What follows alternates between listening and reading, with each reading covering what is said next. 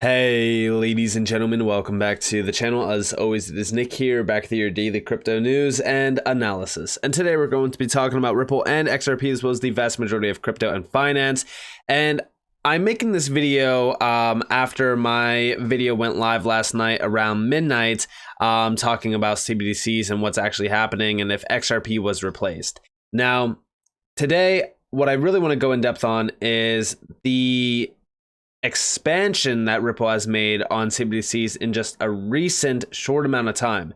Now, a lot of people have been addressing this and a lot of people have been talking about it. The question is, are CBDCs just as evil as they seem to be? We don't know, right? We don't know what's going to happen with CBDCs, but we do know that when you put enough power in the hands of bad actors, well, guess what ends up happening? You get those sinister CBDCs that are going to control your everyday life. They're going to limit how you use your cash, how much you utilize of your cash. They're going to even put expiration dates on your cash. Like, the scope of CBDCs is terrifying. I hope that by the end of this video, I can open a few people's eyes to, one, the scope of XRP in the world of CBDCs. Two, what Ripple is doing. And also three, why Ripple themselves isn't some evil company. In fact, we need to have these players like Ripple become a key player around CBDCs, because this is basically our only hope around our privacy, as well as our data being secure, being private, and ultimately allowing for our future not to be controlled by these central bankers in a way that may not seem very safe, because again, like I said, if central bankers are the ones in control, we could have a lot of sinister things at play. So first things first, how will XRP work in a CBDC economy? Well, if we scroll down here, so I actually turned the volume down because this video is extremely loud, but listen closely to what is being said here. This is in the CBDC video that is posted on Ripple's website. You all can go watch this. All you have to do is click the three little lines up here, go to central bank digital currency. This is the video. It's about 3 minutes in, 3.5 minutes in, sorry. Listen closely to what is being said here. This is how they will leverage XRP, and this is ultimately the overall goal of Ripple's around XRP as well. For criminal activities.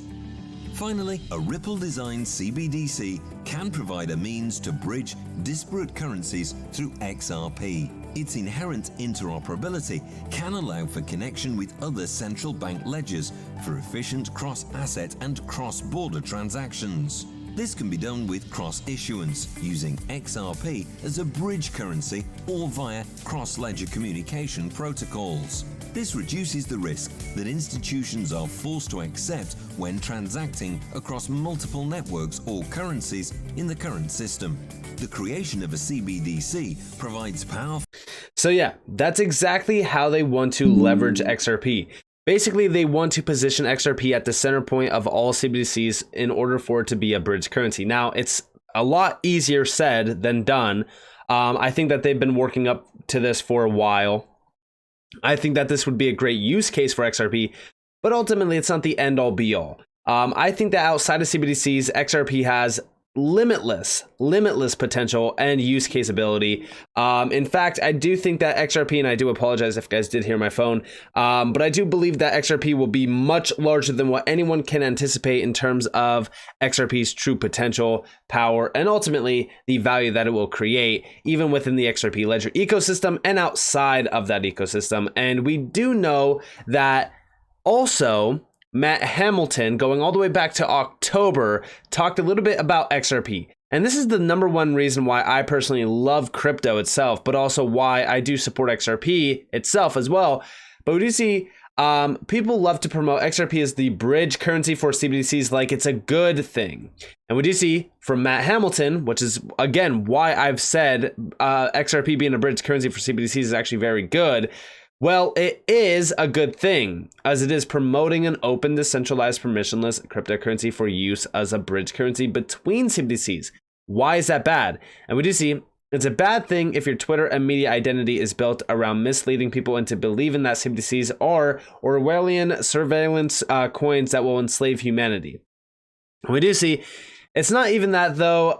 Regardless of whether you believe that or not, the point is that XRP is not a CBDC. It is actually the antidote to any imaginary or real threat that may be posed by CBDCs. Again, we don't know where CBDCs are headed, but from what we've seen around CBDCs and the risk associated with them, I think that's in our best interest to avoid them. Central bankers, when you give them the full access and the full control of things like your money, guess what? It's a recipe for disaster. So what we need to do and what we need to have is something like XRP that could potentially be the antidote to CBDCs. It is decentralized. It is permissionless. It is a cryptocurrency that, in my opinion, when you take everything from what we've seen and what we've learned for so long around XRP and around CBDCs and around cryptocurrencies, etc., the use case ability is truly limitless. I've said this. The value created by XRP itself could be extremely large. Now, remember, the key word there is could. I also believe that as we look at what's happening from Ripple's side, they have been supporting central banks and central bank digital currencies for a very long time. Because again, they don't want to replace central banks. They don't want to replace fiat currency. They want to complement it. Recently, as we go back to 2021 and all the way up to now, we know that Ripple has been working with central bank digital currencies. We know that they want to work with central bank digital currencies, hence why central bank digital currency is a tab under the solutions on Ripple's website. But we do see that they are working with the Monetary Authority of Bhutan and also even Palau. But recently, we just seen a huge update. We're excited to partner with the Central Bank of Montenegro as they explore practical applications of a CBDC or national stablecoin, looking into utility, efficiency, security, and most importantly, privacy of end users to address financial inclusion. So again, add this to the tab already. That is 3 CBDCs that are potentially going to utilize Ripple technology. And when we go over here to the pilot breakdown, we do see the central bank will identify the practical application of a digital currency and come up with a design to simulate its circulation. And down here, the Central Bank of Montenegro, or CPCG, plans to develop a pilot program for a central bank digital currency with blockchain provider Ripple, even as it uses the euro as its de facto currency. Central bank will identify practical applications of a CBDC, and come up with a design to simulate its circulation. And the project will analyze the advantages and risk that CBDCs or national stablecoins could pose concerning electronic means of payment availability, security, efficiency, compliance with the regulations, and most importantly, the protection of end users' rights and privacy. So again, if we are seeing good actors tied to this, yes, it really does cut a lot of power away from the central banks, but still, I do have concerns around these central banks. Remember that the ECB does want to launch a digital euro. They talked about it. The problem with the digital euro is that we've also seen a few things around that within the white paper around it, or the breakdown paper, if you will, talking about limitations that they will put on euro transactions and things like that. Like, it truly is crazy. So we need to make sure that we have the right players tied to this. We need to make sure that privacy, control, and all that is protected fully around individuals that are going to be utilizing it. But I've also said that we don't technically need a retail CBDC. I'm totally fine with a wholesale CBDC, but a retail CBDC, we don't need it, right? We seriously don't need these CBDCs around retail use. But over here, we do see from Ripple, they have been planning for CBDCs on a private ledger technology, aka XRP ledger. If you guys go back over here, we do see going all the way to the top that all of this will be centered on a private ledger that is based upon the XRP ledger technology. This does not mean that it's built out on the XRP ledger, and it doesn't mean that XRP will be 100% the source for these at all. But we do see CBDCs will play an important role in transforming global payments and improving financial access. Ripple's VP of Central Bank Engagement, James Wallace, discusses the many possibilities of the technology. Listen closely.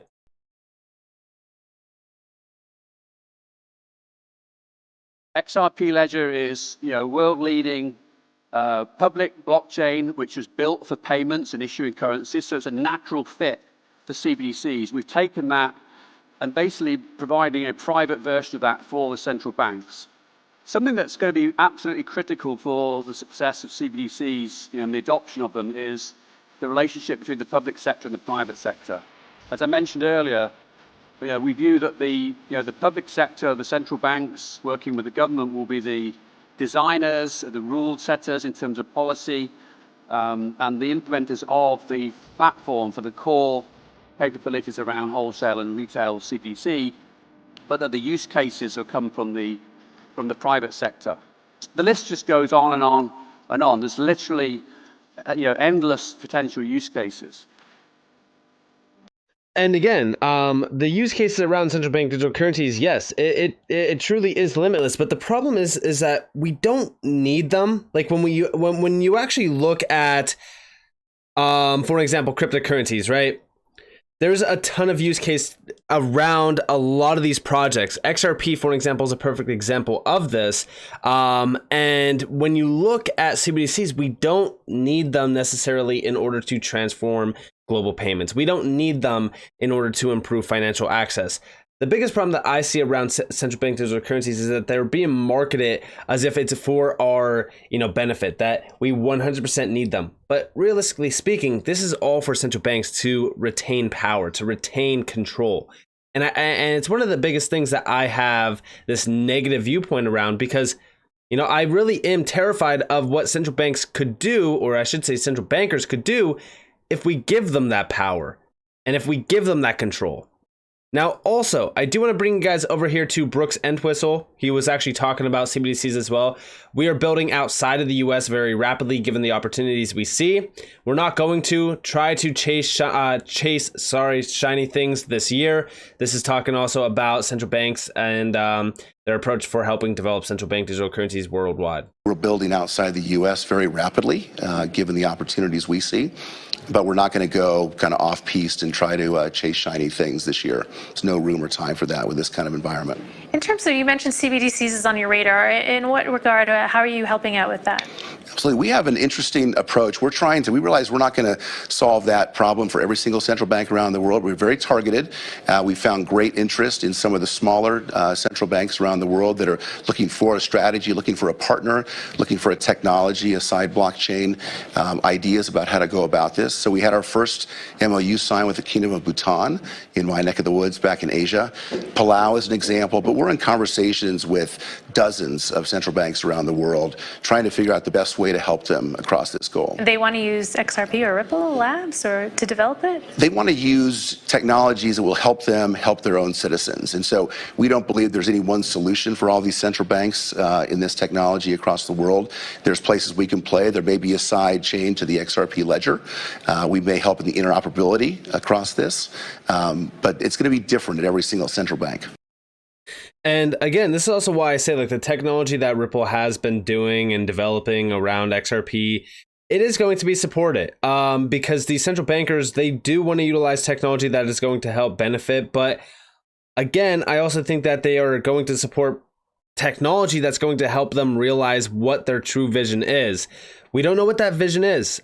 We could speculate all day that, central bank digital currencies are some evil technology that's evil to control us, this, that, whatever. But again, there's a lot of things that are questionable around central bank digital currencies that we just don't know. But I will say that we know for a fact that in the past, history has told us that central bankers and the bankers themselves, they don't want to give up control. They don't want to give up power. They don't want to give up greed. So I just don't see how CBDCs could be good or beneficial for us. But I do think that if companies like Ripple are a part of this and could help retain our control over privacy and things like that, then that could be very beneficial. But again, the question still is there. Will we be able to maintain our privacy? Will we be able to maintain our control over finance and things like that? And, for the longest time, we've seen Ripple hyper focus on central bank digital currencies going all the way back to 2021. And today, more than ever, we are really seeing this become a reality in terms of how CBDCs are moving, how fast they're, becoming a spotlighted topic. But also, I will say, from what we've seen with Ripple just recently back in the end of March, they did post privacy and central bank digital currencies. And we do see when we look into this, key considerations for privacy, security, and digital assets. Due to concerns about government oversight of CBDCs and digital assets, the paper takes a look at reasons for privacy and the degrees of privacy in CBDCs, key stakeholders in the CBDC privacy conversation, including central banks, commercial banks, and merchants, technology's role in consumer privacy, and how potential and existing regulations will impact CBDCs as well. And we do see it was a pleasure to collaborate with such an expert group of contributors on the CBDC and privacy white paper. One thing the paper explores is that CBDCs and the blockchain technology they are built upon offer enhanced security and access management to help ensure privacy across the various use cases that are being implemented. Now, again, when we look at this, yes, I do think that if we could have the proper privacy protection, we could have the proper control protection, then I don't have a problem with CBDCs. The problem is, there's so much uncertainty around CBDC. So I think that it would just be in our best interest to, deny them. We don't need them, right? That they're not something that we 100% need. They're not something that is crucial for our benefit at all. It's just crucial for the central bankers. Now, I will say, if we are going to get them, regardless of what we do, regardless of what we say, then why not be a part of the revolution? Why not be able to be, a stakeholder in a currency like XRP, for an example, that is allowing this vision to become a reality, but also that's, I would say, protecting us in the long run, because just like Matt Hamilton is saying, I do believe that XRP is also an antidote to what's happening. This is also why I have been stockpiling XRP and utility grade gems, because long term, these utility tokens, in my opinion, will gain a ton of value off of the revolution behind currency and fiat and things like that. But also, I will say, I am in support of fiat currency still alongside CBDCs. We constantly hear that, physical cash will still be a thing, but it is questionable, especially with the motive around physical cash with CBDCs. They've been talking about getting rid of it, banning it, things like that. So again, we have to wait and see what truly happens, but CBDCs are on the rise. I question on if they are going to be beneficial for us at all. I've also talked about what the Federal Reserve did say around a US digital currency, which it basically says, hey, we don't need cryptocurrencies or stablecoins if we have a US digital currency, which I think is one of the biggest warning signs around CBDCs. And again, with all that in mind, I really do hope that companies like Ripple are working in our best interest and are here for the people, because again, I just have a lot of concern around CBDCs. But let me know what you all think down in the comments below. I'd love to hear your thoughts. And with that being said, I hope that you guys enjoyed the video. If you guys definitely leave a like, subscribe, turn notifications on because more free content. You guys are more than welcome to follow me on Twitter and join the free Discord in the description below. As it's up to you all. Have a beautiful day or a beautiful night wherever you guys are in this beautiful world. This has been Nick. Peace out, guys.